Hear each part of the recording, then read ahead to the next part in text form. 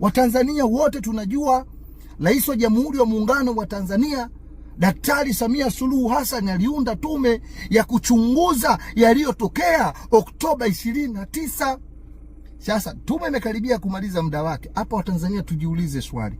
Kwa nini Heche na genge lake na watu wengine ambao wanaishi ughaibuni wamepewa hifadhi na mabeberu, watu wa magharibi,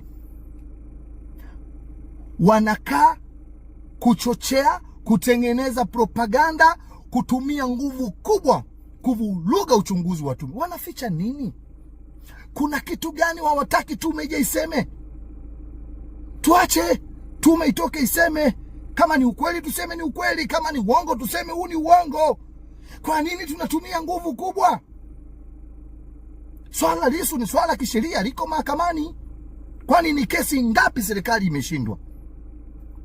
Ni kesi ngapi serikali imeshinda? Kwa nini hii?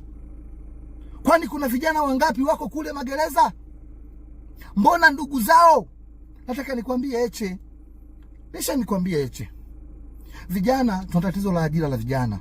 Hata siku moja sisikii ukihadisia fursa, ukielezea fursa ni namna gani vijana wajikwamue kiuchumi.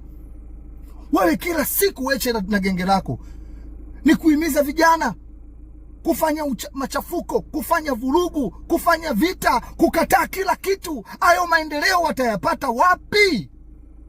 Sasa ni muda vijana wa kuamka. Kwa nini hivi vyama vya upinzani kila siku havihubiri fursa? Lakini watoto wao wanawapa fursa, wake zao wanawapa fursa, wadogo zao wanawapa fursa.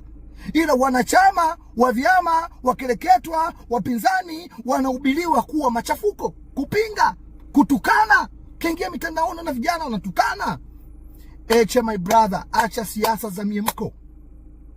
Tuache kutengeneza propaganda. Tunajua lengo la hichi mnachokileta sasa ni kuvuruga ushahidi, kuvuruga taratibu ambazo za tume ambayo inakuja nayo. Na Watanzania tutokubali. Tunaomba tu watulivu wa Tanzania. Tusubirie tume inasema nini? Tume si itakuja itasema, tutaioji wa Tanzania. Ilikuweje? Kwa nini? Ndio. Lakini watu wasitumie nguvu kubwa kutaka kuvuruga ambacho kinaandaliwa na tume.